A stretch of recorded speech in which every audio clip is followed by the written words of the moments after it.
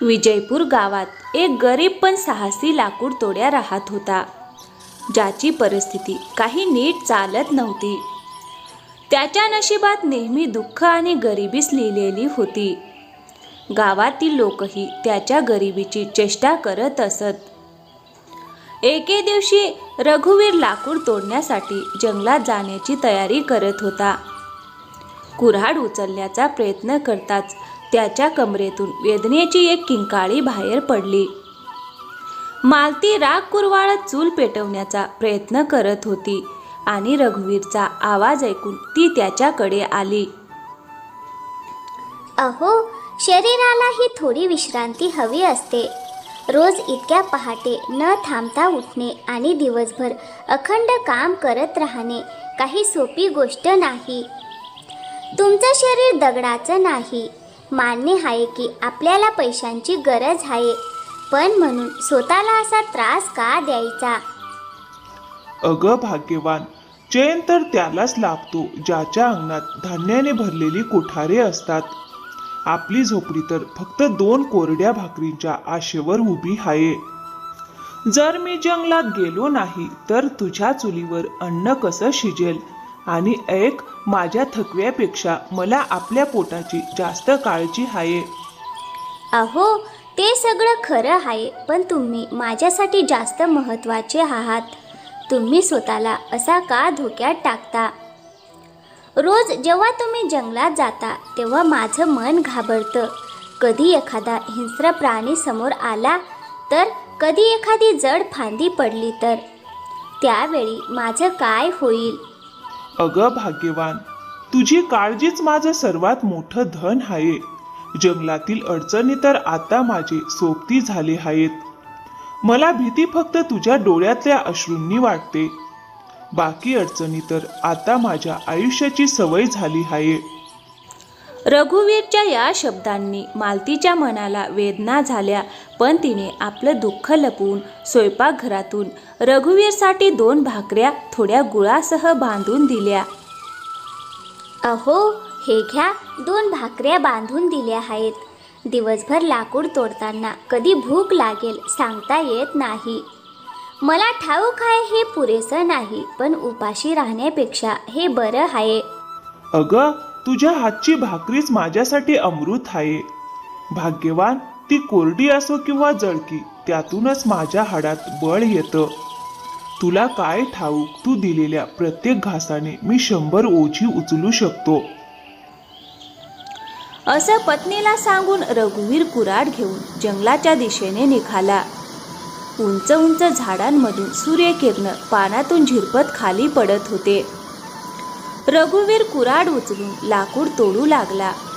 प्रत्येक घावाबरोबर त्याच्या अंगातून घामाच्या धारा वाहू लागल्या. काही वेळाने तो थकून एका झाडाच्या सावलीत बसला. हे प्रभू, माझी मेहनत वाया जाऊ देऊ नकोस. माझं शरीर जरी थकलं तरी माझ्या झोपडीत नेहमी आनंद आणि आशेचा दिवा पेटत राहो. आणि माझ्या पत्नीच्या डोळ्यातील प्रकाश कधीही विझू देऊ नको, हीच माझी विनंती आहे.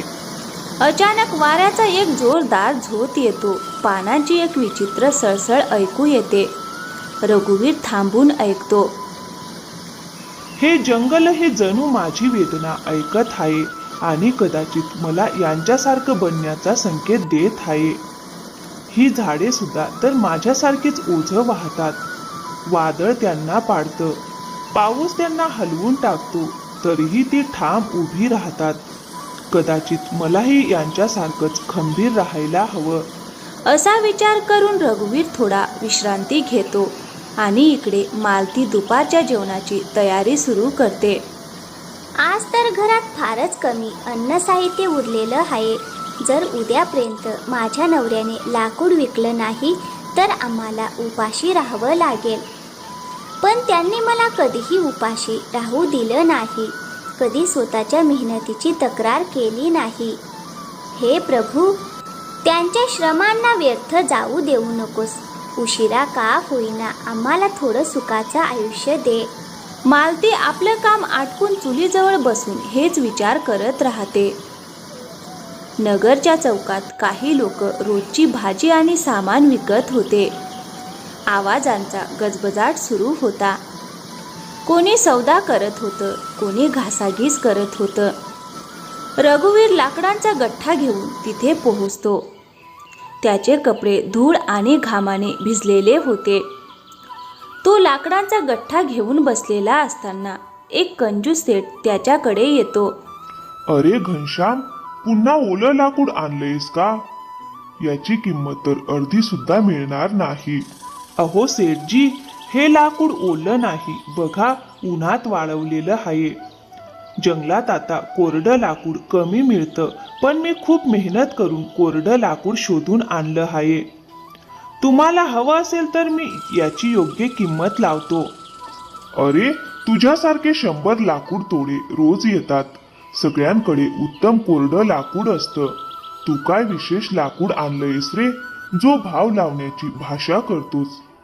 भाव काय लावायचा यासाठी मी फक्त 2 मुद्राच देईन. रघुवीर काही क्षण गप्प राहतो. त्याच्या डोळ्यात असहायता दाटलेली असते. अहो सेठजी, कृपा करा, खूप मेहनत करून चांगलं लाकूड निवडून आणलं आहे. किमान 5 मुद्रा तरी द्या. अरे, तुझं डोकं फिरलं आहे का? एवढ्याशा लाकडासाठी 5 मुद्रा देऊ? काय चंदनाचा भाव लावतोयस का? 2 मुद्रांपेक्षा एकही जास्त देणार नाही. द्यायचं असेल तर दे, नाहीतर निघ इथून. रघुवीर हतबल होतो आणि मनातच विचार करतो. जर मी हा सौदा केला नाही तर भाग्यवान उपाशी राहील. सेठचा फायदा कितीही हो, मला तर 2 भाकऱ्यांची सोय हवी. 2 मुद्रांनी किमान डाळ भाकरी तरी येईल. शिवाय मी खूप थकलो आहे. बाजारात जास्त वेळ थांबू शकत नाही. असा विचार करून तो लगेच सेठला म्हणतो. ठीक आहे सेठजी, तुम्ही घेऊन जा. या 2 मुद्रांचीही मला फार गरज आहे. हो हो, ठीक आहे. या घे मुद्रा आणि हे लाकूड इथेच ठेव. थोडा वेळ थांब, माझा नोकर येऊन ते घेऊन जाईल. तू इथून निघालास तर कोणी गठ्ठा उचलून नेईल. आजकाल नगरात खूप चोरी होते आहे.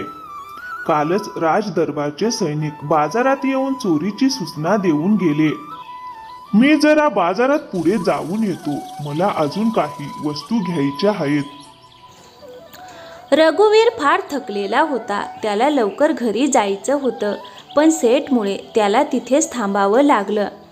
तो थोडा वेळ थांबतो आणि काही वेळाने सेठचा नोकर येतो. अरे रघुवीर भाऊ, आज काय सेठने तुझ्याकडून खरेदी केली वाटतं. छान आहे. आज तर तुझं नशीबच खुललं असेल ना. सेठने तुझं लाकूड घेऊन आजच्या राशनापुरत्या मुद्रा तरी दिल्या असतील, म्हणजे आज तुला थोडी विश्रांती मिळेल. अरे भाऊ, माझी थट्टा करू नकोस. हा लाकडांचा गठ्ठा घे आणि मला घरी जाऊ दे. मी उपाशी आहे, मला घरी जायचं आहे. असं म्हणून नोकराने थट्टा केली तरी रघुवीर त्याला काहीही उलट उत्तर देत नाही. तो काहीही बोलत नाही आणि त्या मुद्रा घेऊन घरी निघून जातो. रघुवीर थकलेला घामाने आणि धुळीने माखलेला घरी पोहोचतो. त्याच्या हातात 2 मुद्रा असतात. मालती त्याच्या जवळ येते. अहो, इतका उशीर का झाला? तुम्ही कधी इतका वेळ लावत नाही. दुपारच्या जेवणाची वेळ निघून चालली होती. मी तर घाबरलेच होते. जंगलात कधी काय होईल सांगता येत नाही. आणि आजकाल राज्यात चोर डाकूंचा दहशतही वाढला आहे. राजदरबारचे सैनिकही त्यांना पकडू शकत नाहीत. अगं, तसं काही नाही भाग्यवान. जंगलात दूरपर्यंत जावं लागलं. लाकूडही कमी मिळालं आणि सेठने भावही कमी दिला. पण बघ, आज 2 मुद्रा मिळाल्या आहेत. माहीत आहे हे पुरेसं नाही, तरीही याने 1 दिवसाचा गुजारा तरी होईल. मालती रघुवीरच्या थकलेल्या डोळ्यांकडे पाहते. त्याचं घामाने ओलं झालेलं शरीर पाहून त्याची मजबुरी ओळखते आणि त्याला धीर देत म्हणते. अहो, काही हरकत नाही. हेही आपल्यासाठी खूप आहे. आपण याच्यात आनंद मानायला शिकलो आहोत आणि तुमच्या मेहनतीने मिळालेली 1 कवडीसुद्धा खूप मौल्यवान आहे. अगं, तू खूप सहनशील आहेस, म्हणूनच आपल्या वाईटातल्या वाईट परिस्थितीतही टिकून राहतेस आणि नेहमी माझं धैर्य वाढवतेस. पण मला हेही माहीत आहे की मी जितका कमावतो त्यात काहीच होत नाही. बहुतेक माझंच नशीब फुटकं आहे. माहीत नाही माझ्या हाताच्या रेषांत कोणता दोष आहे की इतकी वर्षे माझी अवस्था सुधारण्याचं नाव घेत नाही. अहो, या गोष्टी आता सोडा. आपल्या नशिबात काय आहे हे आपण जाणू शकत नाही, पण जे आहे त्यात आनंद मानू शकतो. तुम्ही असं निराश होऊ नका. जा, आधी स्नान करून या. मी तुमच्यासाठी जेवण वाढते. असं म्हणत मालती रघुवीरसाठी जेवण वाढायला जाते आणि रघुवीरही स्नानासाठी जातो. काही वेळाने तो स्नान करून जेवायला बसतो आणि दोघे मिळून दुपारचं जेवण करतात. जेवणानंतर थोड्याच वेळात रघुवीर पुन्हा लाकूड तोडण्यासाठी जंगलाच्या दिशेने निघतो. रात्रीची वेळ होती. झोपडीच्या आत एक दिवा मंद उजेडात लुकलुकत असतो. बाहेर हवेत गारवा असतो आणि दूर कुठेतरी घुबडाचा आवाज घुमत असतो. रघुवीर थकलेला येऊन खाटेवर बसलेला असतो. मालती थोड्या वेळाने त्याच्या जवळ येते. अहो, काय झालं? खूप उदास दिसत आहात. पुन्हा काही घडलं का?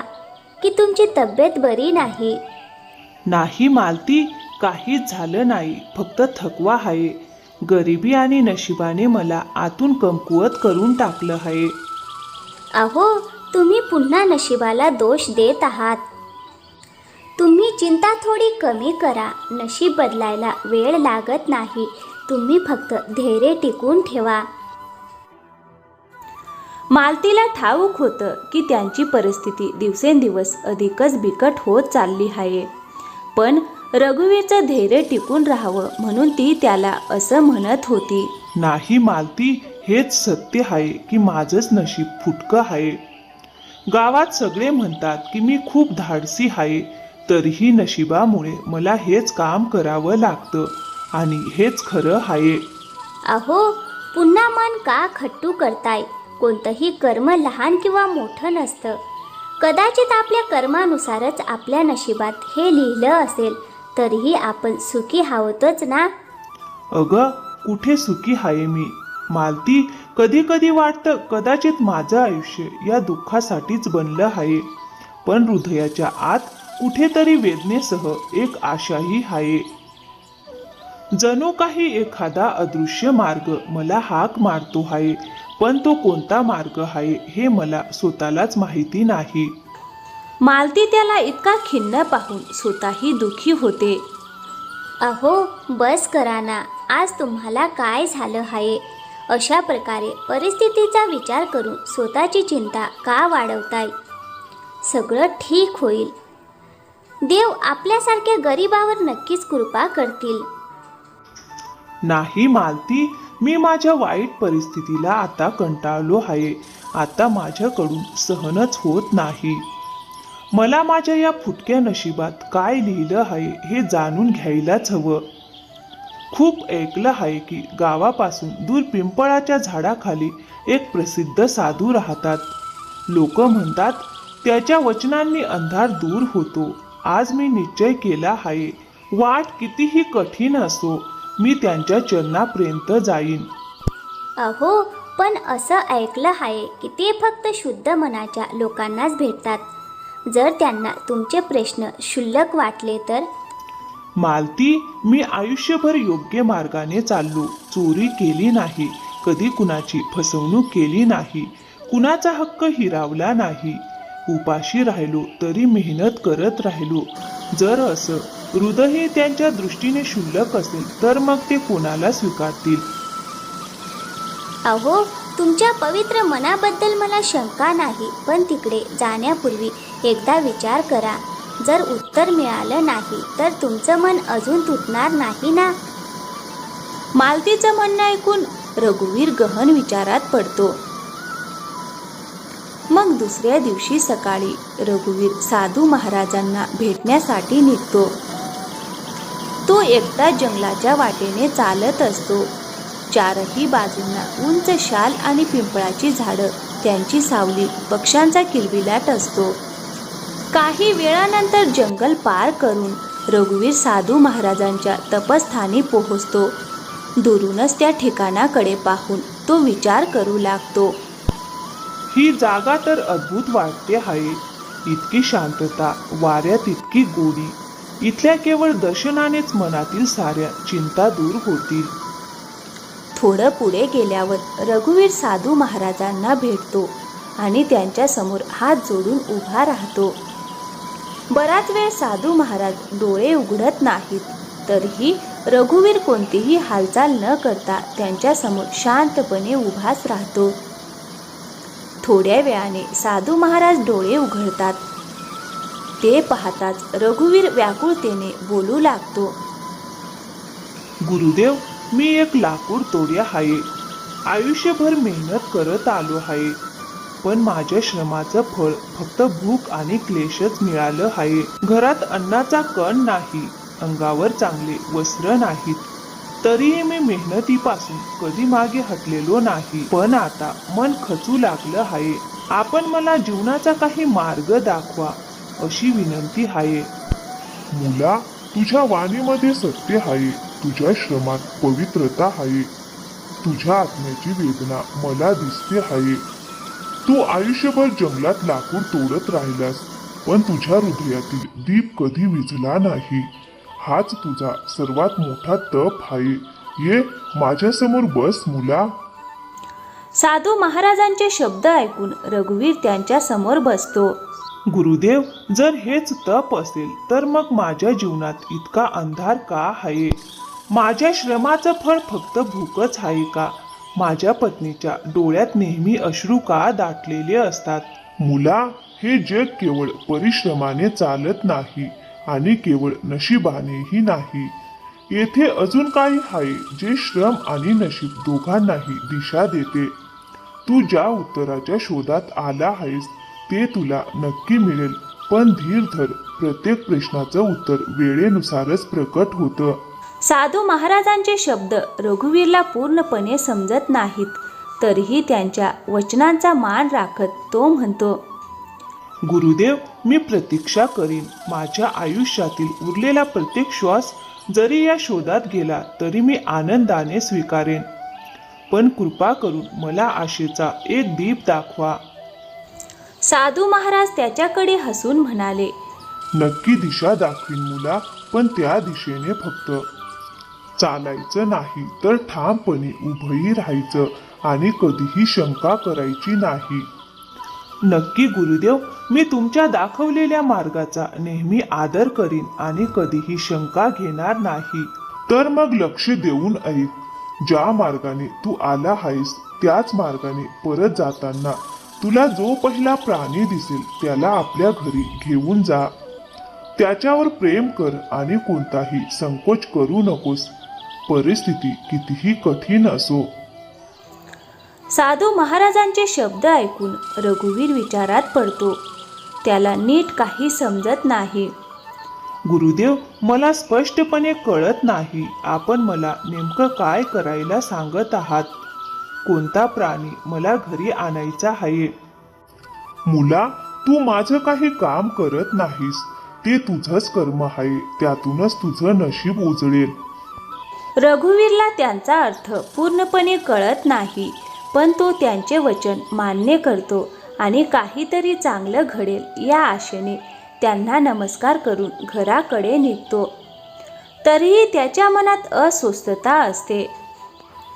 जंगलाच्या वाटेने परत येताना त्याला समोर एक गाढव दिसतं. ते पाहताच त्याला साधू महाराजांचे शब्द आठवतात. अरे, हे तर गाढव आहे. मला वाटलं होतं एखादा मनुष्य किंवा एखादा जादुई पक्षी भेटेल जो मला मदत करेल, पण हे तर साधंसुधं गाढव आहे. आता काय करावं? साधू महाराजांनी काहीतरी विचार करूनच सांगितलं असेल, पण याला घेऊन गेलो तर पाळणार कसं? ठेवणार कुठे? खाऊ काय घालणार? थोडा विचार करून तो गाढवाला घरी घेऊन जाण्याचा निर्णय घेतो.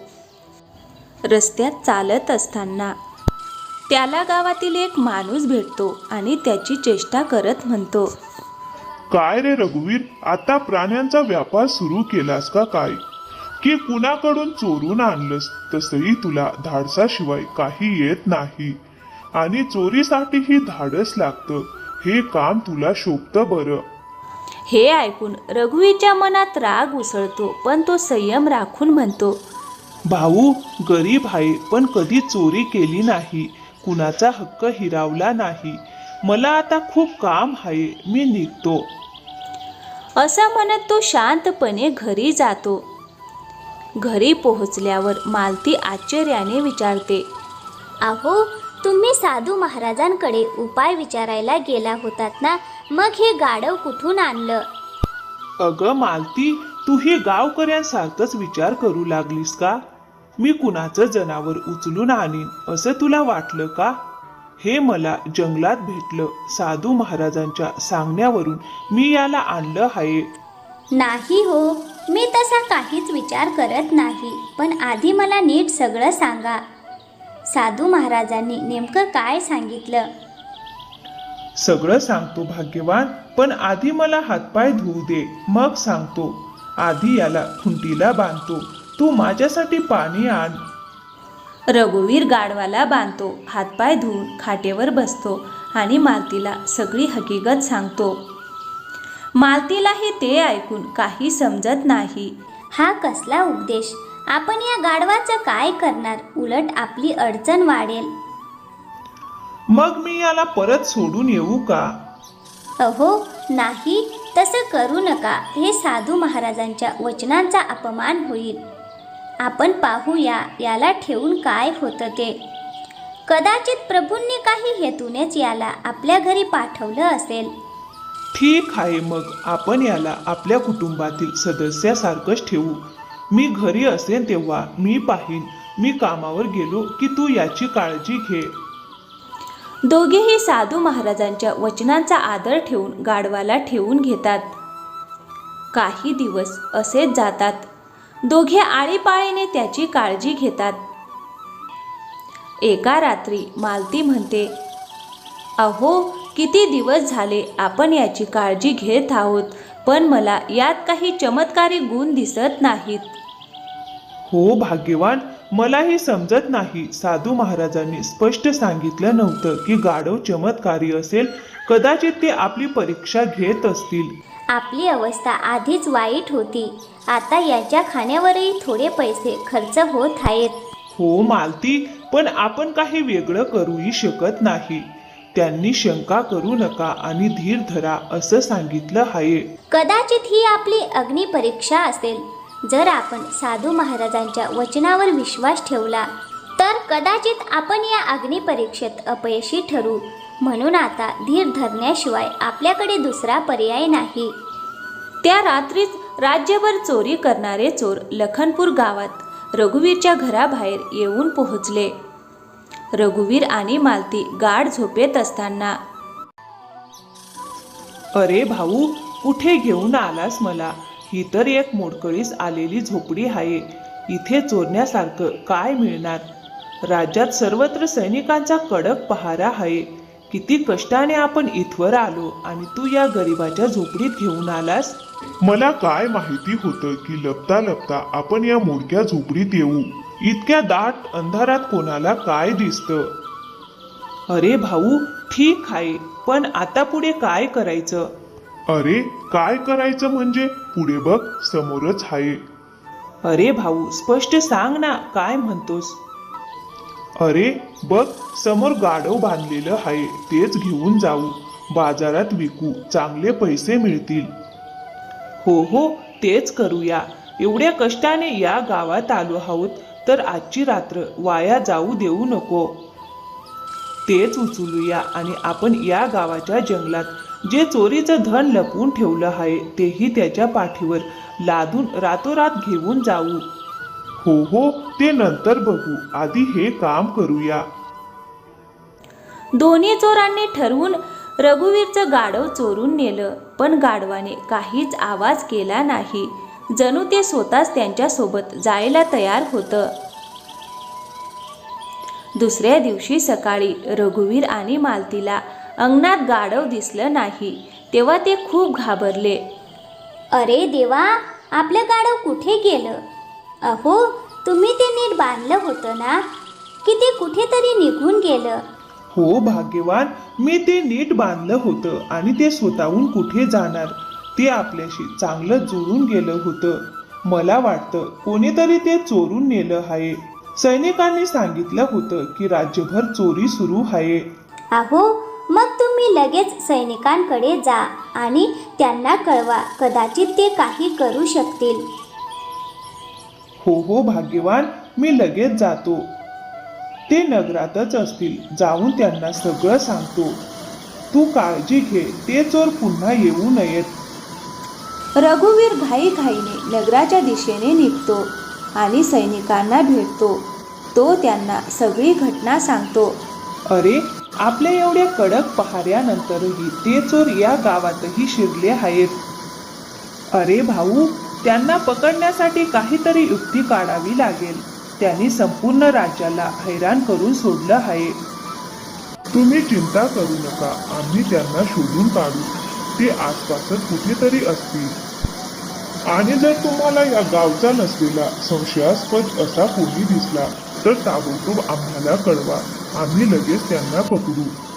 चोरांना पाहून आम्हाला माहिती दिल्यास महाराजांनी बक्षीस म्हणून चांगली धनराशी देण्याचंही वचन दिलं आहे. त्यामुळे नक्की आमची मदत करा. सैनिकांशी बोलून रघुवीर घरी परततो. गाढव चोरीला गेल्यामुळे त्याचं मन दुःखी झालेलं असतं. थोड्या वेळाने तो पुन्हा जंगलात लाकूड तोडण्यासाठी निघतो. काही अंतर चालल्यानंतर अचानक त्याला आपल्या गाढवाचा आवाज ऐकू येतो. अरे भाऊ, हे गाढव अचानक असं ओरडायला का लागलं आहे? अरे भाऊ, मला काय माहिती, मी थोडाच त्याचा मालक आहे. कदाचित त्याला आपल्या मालकाची आठवण आली असेल. मालकाची आठवण? का बरं? काल रात्री ते किती शांतपणे आपल्या सोबत आलं होतं. जणू स्वतःहून यायला तयार होतं. एकदाही आवाज केला नाही. आता काय झालं त्याला? दोन्ही चोर आपापसात बोलत असतानाच गाढवाचा आवाज ऐकून रघुवीर तिथे पोहोचतो. जंगलात त्यांना एकटे पाहून, त्यांच्याजवळ पडलेल्या भरपूर वस्तू पाहून आणि आपलं गाढव पाहून तो ओळखतो की हेच चोर आहेत. पण तो धाडस आणि शहाणपणाने वागायचं ठरवतो. दोघे चोर त्याला पाहून विचारतात, अरे, तू कोण आहेस आणि इथे काय करतोयस? रघुवीर मुद्दाम भोळेपणाने म्हणतो, मी तर एक साधा लाकूड तोड्या आहे साहेब, पण तुम्ही बहुतेक प्रवासी असाल. तो जाणून बुजून स्वतःला मूर्खासारखं दाखवतो. चोरही त्याला भोळा समजतात आणि एकमेकांना म्हणतात, अरे, हा तर अगदी मूर्ख दिसतोय. यालाच आपल्या जाळ्यात अडकवू.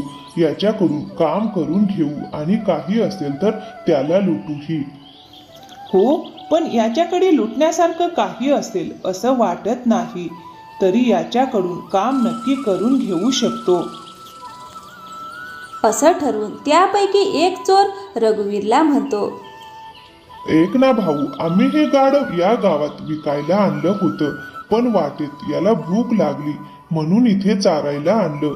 आम्ही खूप दूरवरून आलो आहोत आणि येथे आम्हाला जनावरांचा व्यापारही ओळखीचा नाही. मग तुम्ही हे जनावर विकायला आम्हाला मदत करू शकाल का? चोराचे हे बोलणे ऐकताच रघुवीरच्या डोळ्यात चमक आली. जणू त्याला त्यांना पकडण्याची उत्तम संधीच मिळाली होती. असं आहे का?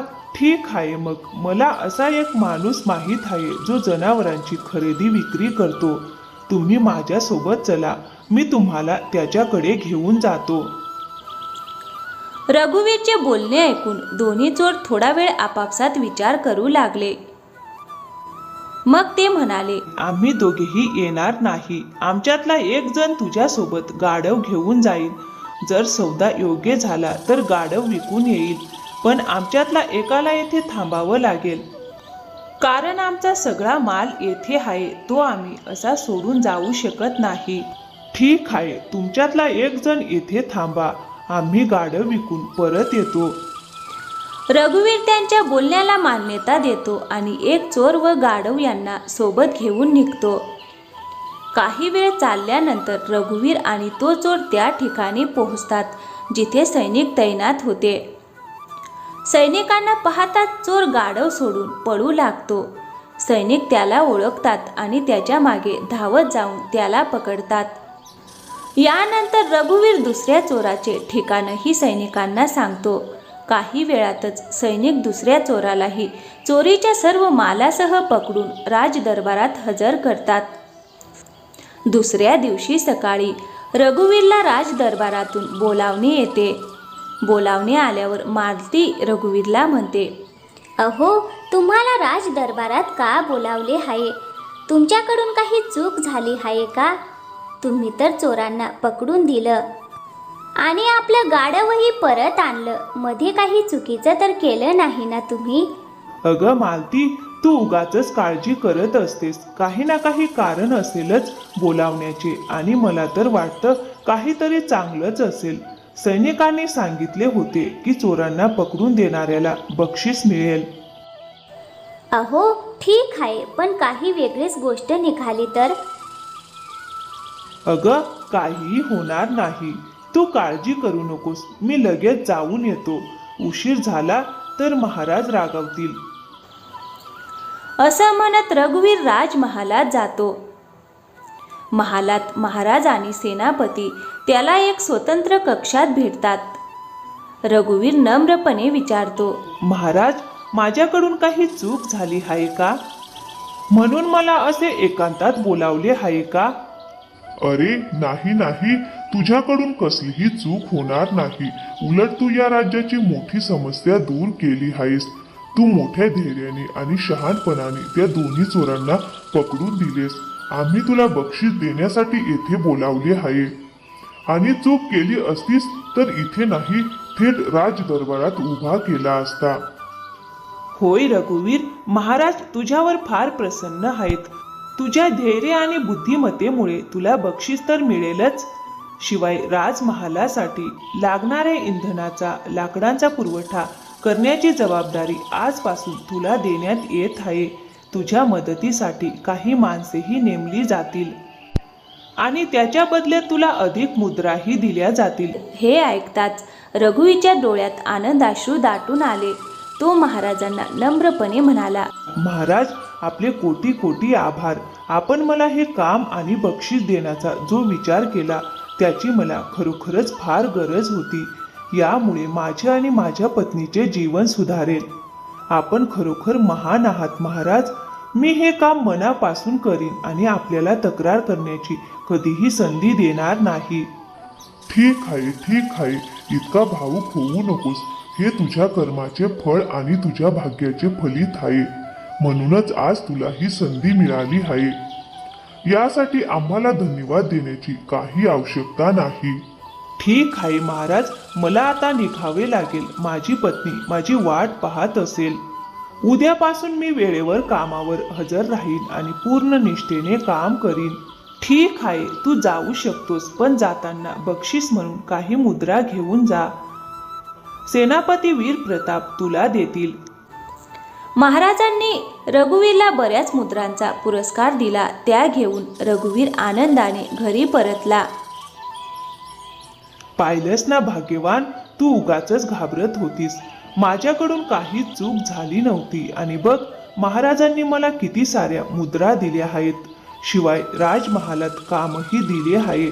आता आपल्याला पुन्हा कधीही गरिबीची चिंता करावी लागणार नाही. हो हो, तुम्ही बरोबर बोलत आहात. मी तुम्हाला आधी सांगितलं होतं ना, आपलं जीवन एक दिवस नक्की सुधारेल. आपलं नशीब इतकं वाईट नव्हतं. हो, ते खरंच आहे, पण एक गोष्ट मान्य करावी लागेल. जेव्हा त्या साधू महाराजांच्या उपदेशानुसार आपण आपल्या गाढवाशी प्रेमाने वागू लागलो, तेव्हाच आपलं नशीब उजळलं. त्याच्यामुळेच मला चोरांना पकडता आलं आणि राजदरबारात कामासोबत इतकं धनही मिळालं. हे गाढव एखाद्या चमत्कारापेक्षा कमी नाही, हेच आपलं भाग्य आहे. मालती आणि रघुवीर यांचे जीवन आता सुरळीत झाले होते. त्यांच्या चांगल्या कर्मामुळे, धैर्यामुळे आणि त्या गाढवामुळे त्यांना एक उत्तम जीवन लाभले. त्यांच्या आयुष्यात त्या गाढवाने जणू एखादा चमत्कारच घडवला होता. मित्रांनो, आपल्याला या कथेतून एकच शिकायला मिळते की धैर्य, प्रामाणिकपणा आणि चांगले कर्म यामुळेच जीवनात खरा बदल घडतो. तर मित्रांनो, कशी वाटली आजची कथा? आवडली असेल तर व्हिडिओला एक लाईक करा, शेअर करा आणि हो, आमच्या चॅनलवर नवीन असाल तर प्लीज चॅनलला सबस्क्राईब नक्की करा. थँक्यू. धन्यवाद मित्रांनो.